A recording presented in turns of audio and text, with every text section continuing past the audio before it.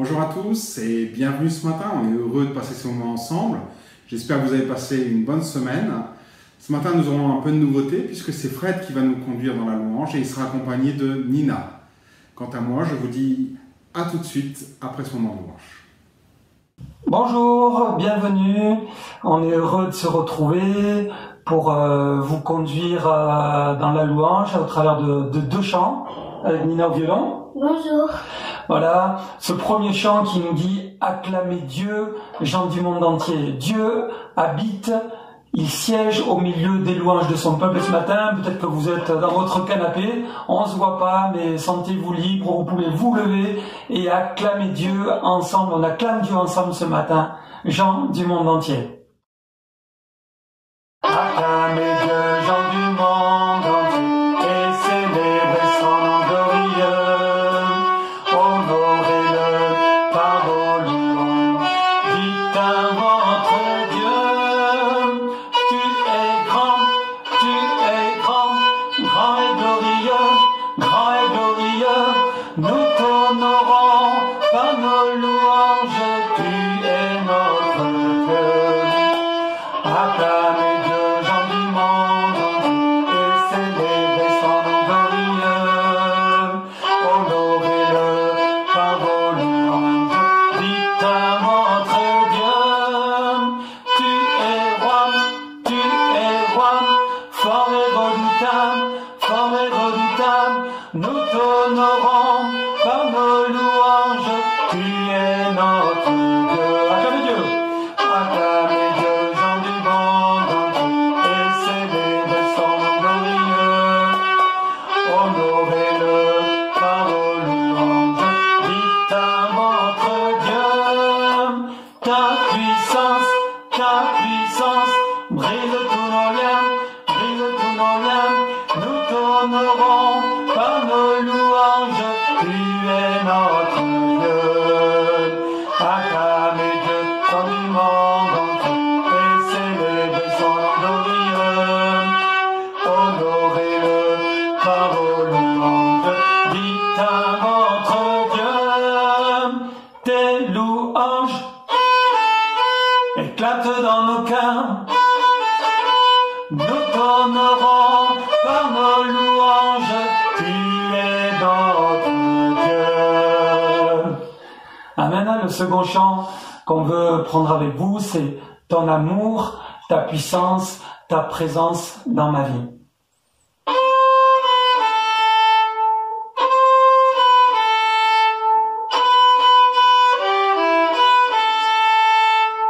Ton amour, ta puissance, ta présence dans ma vie. Ton amour, ta puissance, ta présence dans ma vie. Et je veux t'adorer de tout mon cœur. Et je veux t'adorer de toute mon âme. Et je veux t'adorer de toute ma force, car tu es mon Dieu, tu es mon Dieu. Ton amour, ta puissance, ta présence dans ma vie. Ton amour, ta puissance, ta présence dans ma vie. Et je veux t'adorer de tout mon cœur. Et je veux t'adorer de toute mon âme. Et je veux t'adorer de toute ma force. Car tu es mon Dieu. Tu es mon Dieu. Et je veux t'adorer de tout mon cœur. Et je veux t'adorer de toute mon âme. Et je veux t'adorer de toute ma force. Car tu es mon Dieu. Tu es mon Dieu. Nous voulons t'adorer ce matin, Seigneur, de tout notre cœur, de toute notre âme, toute notre force, toute notre pensée, pour te dire, Seigneur, combien tu es grand, combien tu es merveilleux, combien tu es glorieux. entends, tu nous vois, tu nous comprends. Seigneur, merci pour ta présence au milieu de nous ce matin. On veut te louer, t'adorer en esprit et en vérité. Et je veux t'adorer de tout mon cœur. Et je veux t'adorer de toute mon âme. Et je veux t'adorer de toute ma force. Car tu es mon Dieu. Tu es mon Dieu. Car tu es mon Dieu. Tu es mon Dieu. Voilà, merci. On passe le relais à Laurent. À très bientôt. Merci Nina, merci Fred pour ces moments qu'on a pu passer ensemble. Sans tarder, nous allons aller plus loin dans notre série. Depuis la semaine passée, nous avons commencé une série qui nous invite à repenser l'Église, à réfléchir sur les événements qui se déroulent, ce confinement, les portes des églises qui sont fermées, et voir comment ça influence notre culte, notre manière d'exercer et de vivre notre foi. La semaine passée, si vous vous souvenez, nous avons regardé et fait la différence entre l'adoration et l'adorateur. L'adoration, c'est la forme, c'est ce qui entoure l'adoration. L'adorateur, c'est bien sûr être, c'est le cœur de la personne, montrant par là que Jésus cherche des adorateurs. Cette semaine, j'aimerais vous amener dans un autre domaine, celui des relations fraternelles, ce qu'on appelle la communion fraternelle. En effet, on s'aperçoit que dès que l'Église a été fermée, spontanément, les gens ont commencé à s'appeler, à s'envoyer des courriers, des SMS. Il y a eu tout un réseau qui s'est créé, des relations qui se sont retrouvées, des attentions les uns envers les autres qui sont nées. Et tout compte fait, on découvre quelque chose qu'on ne connaissait pas avant. Il semblerait qu'avant, le fait de venir à l'église le dimanche matin, entre 10h et midi, parfois dans la semaine, suffisait dans les relations. Peut-être peut même se poser la question, est-ce qu'elles n'étaient pas superficielles d'une certaine manière? Aujourd'hui, on s'aperçoit que des gens vont recevoir des coups de fil tout au long de la semaine, presque tous les jours, d'une personne ou d'une autre, ce qui est une très belle chose. Et la question qui est là, c'est pourquoi ça ne se faisait pas avant?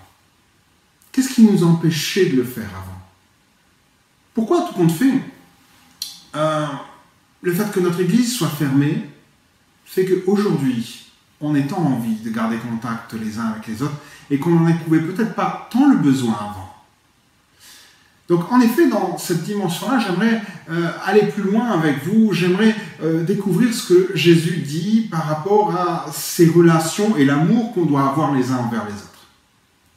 Pour ça, j'aimerais prendre un texte avec vous dans Jean 13, les versets 34 à 35. Jésus emploie un thème, la reconnaissance, à quoi on reconnaîtra que vous êtes des chrétiens, des disciples de Jésus. Et voici ce qu'il dit, Jean 13, versets 34 à 35, on le lit dans Paroles vivantes. Il dira ceci, « Je vous donne une directive nouvelle, aimez-vous les uns les autres. Oui, tel est mon commandement, comme je vous ai aimé, aimez-vous les uns les autres. La marque par laquelle tous les hommes pourront reconnaître si vous êtes mes vrais disciples, c'est l'amour que vous aurez les uns pour les autres. » Arrêtons-nous quelques instants sur ce passage. La marque à laquelle on pourra reconnaître que vous êtes mes disciples, c'est l'amour que vous aurez. La marque. On ne reconnaît pas que tu es un disciple de Jésus, que tu es un croyant, un chrétien, peu importe le mot que tu veux mettre dessus, parce que tu as un autocollant avec un poisson à l'arrière de ta voiture. On ne reconnaît pas que tu es un chrétien, c'est pas la marque d'un chrétien, simplement parce que tes voisins savent que le dimanche matin, tu n'es pas là, mais que tu vas à l'église, ou même dans la semaine, ou même que l'on sait que tu es très investi dans ton église. Ce n'est pas la marque pour Dieu. Ce n'est pas parce que tu portes une croix en pendentif, ou bien un pins avec un poisson, ou bien un collier disant d'aimer Jésus, un bracelet disant d'aimer Jésus, que là aussi, tu es reconnu comme un chrétien. Ce n'est pas parce que tu pries avant de manger. Ce n'est pas non plus parce que tu lis régulièrement ta Bible et que tu la connais. Non. Jésus dira, on reconnaîtra que vous êtes mes disciples à l'amour que vous aurez les uns pour les autres. Dans le passage qu'on a lu, Jésus a dit « Comme je vous ai aimé ». Montrant par là, j'ai fait un exemple. Je vous ai montré quelque chose. Je vous ai montré ce que c'était que l'amour. Alors maintenant, à vous de le reproduire. À vous de faire les choses que j'ai faites. Alors bien sûr, on peut se poser la question, de quoi il parle? Quand il dit « Comme je vous ai aimé », de quoi parle-t-il précisément? Est-ce qu'il parle de tout son ministère? On doit analyser tous les évangiles et puis regarder un petit peu ce qui s'est passé, comment il a réagi dans certaines circonstances? Ou bien, est-ce quelque chose qu'il vient de dire juste avant? Je penserais pour cette solution-là. En effet, si nous regardons le début du chapitre 13, qu'est-ce qu'il est dit au chapitre 13? Verset 1. Il est dit, c'était juste avant la fête de Pâques. Jésus savait que l'heure était venue pour lui de quitter ce monde pour s'en aller auprès de son Père. C'est pourquoi il donna aux siens, qu'il aimait et qui étaient dans le monde, une marque, écoutez bien, une marque suprême de son amour pour eux. Le premier verset du chapitre 13 nous introduit dans le contenu du chapitre 13. Jésus va leur manifester, leur montrer une marque d'amour. Une marque suprême de son amour. On parle même dans certaines versions, il les aima jusqu'à l'extrême.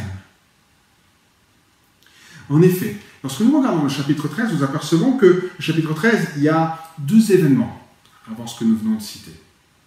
Le premier, du verset 1 au verset 20, c'est ce qu'on appelle le lavement des pieds. C'est ce moment où Jésus va laver les pieds de ses disciples. Et en effet, il le présente lui-même comme étant un exemple, une action à faire. Non pas de laver les pieds de tout le monde, mais l'intention qui est derrière, le cœur qui est derrière. En effet, il dira, Jean 13, verset 15, « Car je vous ai donné un exemple, afin que vous fassiez comme je vous ai fait. » Donc on s'aperçoit que dans ce chapitre, Jésus montre et insiste sur le fait que c'est un exemple. Et que l'état de cœur qu'il met à faire cela, il doit le retrouver dans nos relations les uns avec les autres. Et puis si on continue, Jean 13, versets 21 à 30, il est dit, on parle de l'annonce de la trahison de Judas. Alors, dans la première partie, il montre l'amour en action. Dans la deuxième partie de notre chapitre, l'amour malgré la trahison. Ce qui est encore plus profond.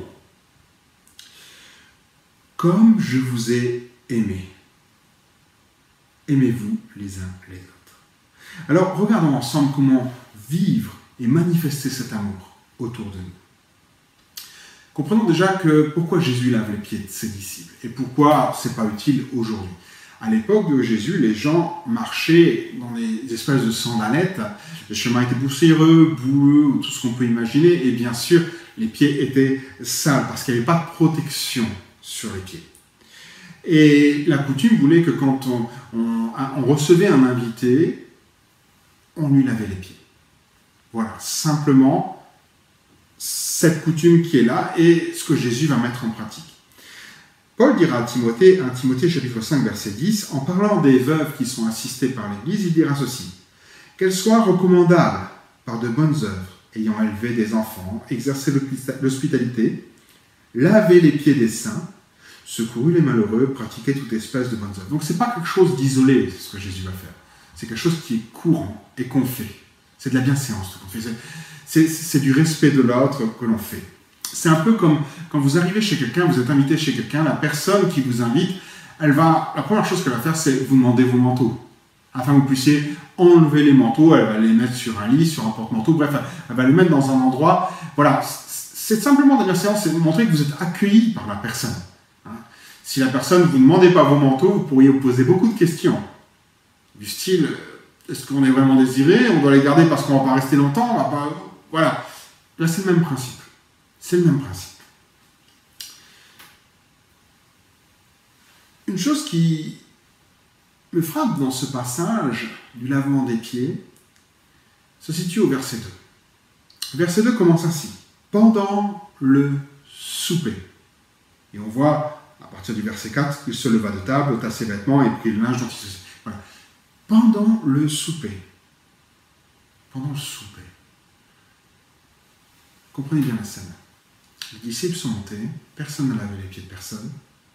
On commence à manger et en plein milieu du repas, Jésus se lève et se met à laver les pieds de tout le monde. C'est un peu comme si vous étiez invité chez quelqu'un, reprenant l'histoire du manteau. Vous rentrez, vous prenez l'apéritif, vous vous asseyez à table, vous mangez, et juste avant le dessert, on vient vous voir, vous dit « Donnez-moi quand même vos manteaux. Je vais les... » Vous comprenez qu'il y a comme un non-sens derrière tout ça. Il y a quelque chose qui n'est pas clair. Et il y a une leçon que Jésus est en train de donner. Je dirais pendant toute une partie du repas, il a laissé l'opportunité à chacun des disciples de manifester son amour en lavant les pieds des autres. Mais aucun ne l'a fait. Aucun ne l'a fait. C'est comme si chacun avait regardé ailleurs. Oh. Et tout compte fait, c'est Jésus qui va s'y coller, qui va s'y mettre. Vous savez, c'est un peu comme au travail. Je ne sais pas si vous avez déjà été dans ce genre de situation. Au travail, il y a deux types de personnes. Il y a des personnes qui attendent qu'on leur dise ce qu'elles doivent faire. Et elles ne font rien tant qu'on ne leur a pas dit ce qu'elles doivent faire. Et puis, il y en a d'autres qui voient le travail et qui devancent les choses. Et qui vont de l'avant et qui commencent à faire les choses. C'est un peu la situation. Il y a ceux qui attendent et ceux qui sont à l'initiative. Et tout compte fait, l'amour, c'est être à l'initiative d'action que personne ne veut faire. L'amour, c'est faire des choses que personne ne veut faire. Et c'est exactement ce que Jésus va faire. Aimer les gens, et l'exemple que Jésus nous donne, commence ici. Être à l'initiative, je le répète, d'action que personne ne veut faire. Regarder aux besoins sans attendre que les autres le fassent. Et donc Jésus se lève, il commence à préparer la bassine, les choses, et puis il va laver les pieds de tout le monde. Alors, comprenez bien que cette tâche est une tâche très particulière. Dans le livre de Samuel, 1 Samuel, chapitre 25, verset 41, Abigail, qui devient la femme de David, dira à David, « Voici ta servante sera une esclave pour laver les pieds des serviteurs de mon Seigneur. » Comprenez que cette tâche, elle était réservée aux esclaves. Et même, je dirais encore à un type d'esclaves, ceux qui n'étaient pas juifs. Donc si vous étiez riche, que vous avez plusieurs esclaves, ceux qui allaient laver les pieds, c'était les esclaves qui n'étaient pas juifs. Si vous n'avez pas d'esclaves juifs, qui n'étaient non juifs, dans ce cas-là, vous auriez pris des esclaves juifs. Si vous n'avez pas d'esclaves du tout, c'était les enfants. Si vous n'avez pas d'enfants, c'était l'épouse. Et après, en dernier recours, bien sûr, c'était l'homme en question. Et on voit ici celui qu'on appelle maître, Rabouni, celui qui a toute l'autorité sur l'équipe qui est là, les 12 qui sont réunis avec lui, qui lui-même va prendre cette initiative. Il va faire tout compte fait ce que personne ne veut faire, parce que tout le monde a un peu son orgueil pour lui, et personne ne veut s'humilier, mais lui, il va faire la tâche qu'un esclave aurait fait. Jésus nous montre aussi par là qu'il ne cherche pas à faire les choses qui le valorisent. Aimer les autres, ce n'est pas se valoriser, ce n'est pas se mettre en avant. C'est pas commencer à dire, moi j'ai fait ça, j'ai fait ceci, Non. Aimer les autres, c'est le faire en toute humilité. Et tout compte fait, j'ai envie de dire, c'est mettre les autres en avant. Et non pas soi-même. La troisième leçon qu'on peut apprendre aussi au travers du lavement des pieds est aussi très simple. On la trouve au verset 6, Jean 13, verset 6.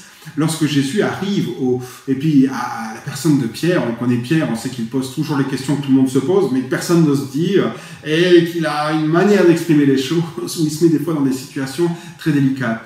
Et là, ça ne manque pas. Jésus arrive à Pierre, il commence à lui laver, et il est dit au verset 6, il vint donc à Simon-Pierre, et Pierre lui dit, « Toi, Seigneur, tu me laves les pieds. » Jésus lui répondit, « Ce que je fais, tu ne le comprends pas maintenant, mais tu le comprendras bientôt. » Pierre lui dit, « Non, jamais tu ne me laveras les pieds. » Jésus lui répondit, « Si je ne te lave, tu n'auras point part avec moi. » Et il m'arrêta. Aimer les autres, c'est parfois faire des choses pour eux et ne pas être compris. c'est parfois les aimer, apporter, manifester notre amour, notre affection pour eux, sans pour autant être compris par ceux qui regardent, par ceux qui sont autour. C'est parfois aller juste vers une personne que personne ne veut fréquenter ou personne n'apprécie vraiment. Et puis les gens ne comprennent pas pourquoi on a fait ça, pourquoi on va vers lui, qu'est-ce qu'il a de particulier. Voilà, aimer, ce sera aussi accepter de ne pas être compris par les gens que l'on aime ou bien ceux qui observent. La discussion continue entre Pierre et Jésus et Pierre dira ceci, « Seigneur », donc au verset 9, juste après ce qu'on a dit, « Seigneur, non seulement les pieds, mais encore les mains et la tête. » Wow, il y a un changement radical. Pierre qui disait, « Non, non, surtout pas. » Et maintenant, quand Jésus a dit, « Si tu fais pas ça, on n'aura pas part ensemble. On ne vivra rien ensemble. » Et Pierre dit, « Ah, bah, fais-moi la tête, fais-moi les mains, fais-moi les pieds, fais-moi tout. Ok, je vais prendre une douche. » Tout compte fait. Là, il y a autre chose, et bien sûr, Jésus va le freiner, il dit non, ça c'est pas nécessaire. Jésus va le freiner, mais aimer, il y a aussi un risque, c'est accepter parfois d'être exploité. Et c'est exactement ce qui va se passer.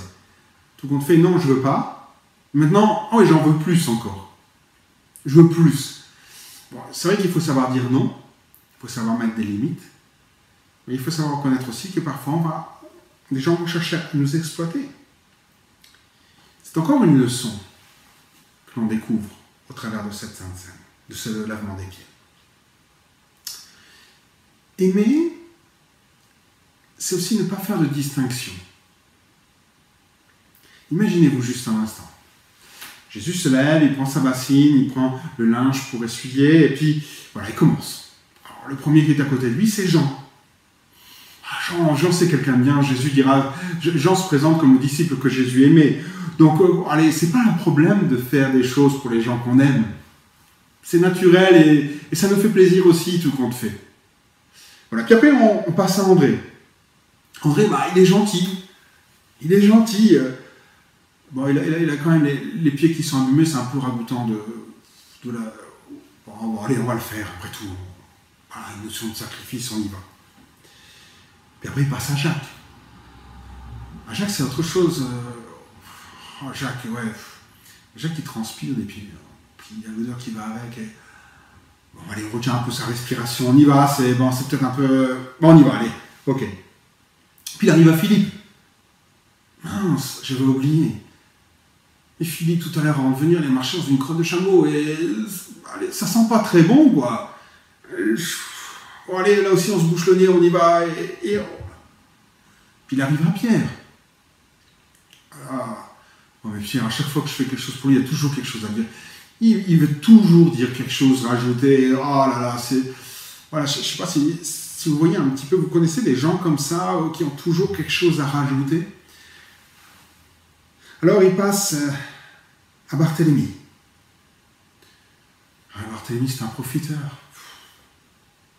Il va encore dire que c'est pas assez bien fait, que j'aurais dû faire comme ça, et que j'aurais dû changer l'eau de la bassine, et que le chiffon est trop sale, qu'ils vont en prendre un autre, et ainsi de suite. Puis il passe à Thomas. Thomas, bah, il va même pas voir. Il va même pas réaliser ce que je suis occupé de faire. Il y a des gens comme ça, ils ne réalisent pas qu'on est occupé de faire quelque chose pour eux. On a l'impression vraiment qu'on le fasse ou qu'on ne le fasse pas, ça ne change rien. Ils ne réalisent rien. Voilà, Thomas. Puis arrive Matthieu. Matthieu, le comptable, celui qui est aux impôts, qui calcule tout. Ah ouais, lui, c'est un calculateur. Oh, il doit bien être content. Il a dû calculer son coût pour ne pas le faire. Et puis, tout compte fait, c'est moi qui m'y colle. Hein. Et puis, je l'entends déjà dire, ouf, c'est pas moi. Puis après, il y a Thaddée. Thaddée, oh là là là là. Thaddée, il est égoïste. Je suis certain qu'il ne l'aurait jamais fait pour moi. Puis moi, je me retrouve à le faire pour lui, mais je sais que je n'aurai même pas le retour. Non, je n'aurai aucun retour. Et puis, arrive le dernier, Judas. Lui, il me critique. Il fait les choses dans mon dos. Il veut ma perte et je vais lui laver les pieds aussi. Et tout compte fait, Jean 13, verset 11 nous dit ceci, car il connaissait celui qui le livrait. C'est pourquoi il dit, vous n'êtes pas tous purs. Jésus savait déjà ce que Judas pensait. Bien sûr que le reste, je l'ai imagé pour nous amener dans des situations qu'on peut comprendre et qu'on a certainement déjà vécues, mais concernant Judas, il savait ce qui allait se passer. Il savait qu'il allait le trahir. Et j'aimerais peut-être nous amener à cette réflexion. Sommes-nous capables de laver les pieds de Judas avec de bonnes motivations, en connaissant ses intentions? Sommes-nous capables d'avoir le même égard pour Judas que nous l'avons eu pour Jean, Pierre ou tous les autres?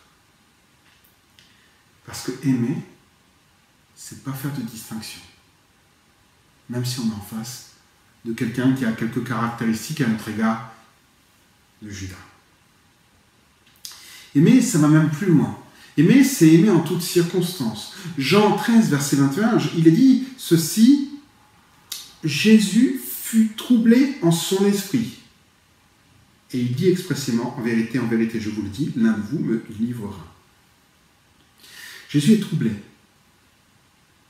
c'est-à-dire agité, ému, emporté. Il n'a plus sa tranquillité, il est dérangé, il n'a plus sa sérénité, il est inquiet, il n'a plus le repos, il est bouleversé. Tout compte fait, Jésus va vivre un moment où les émotions vont le submerger. Il sait ce qui va se passer.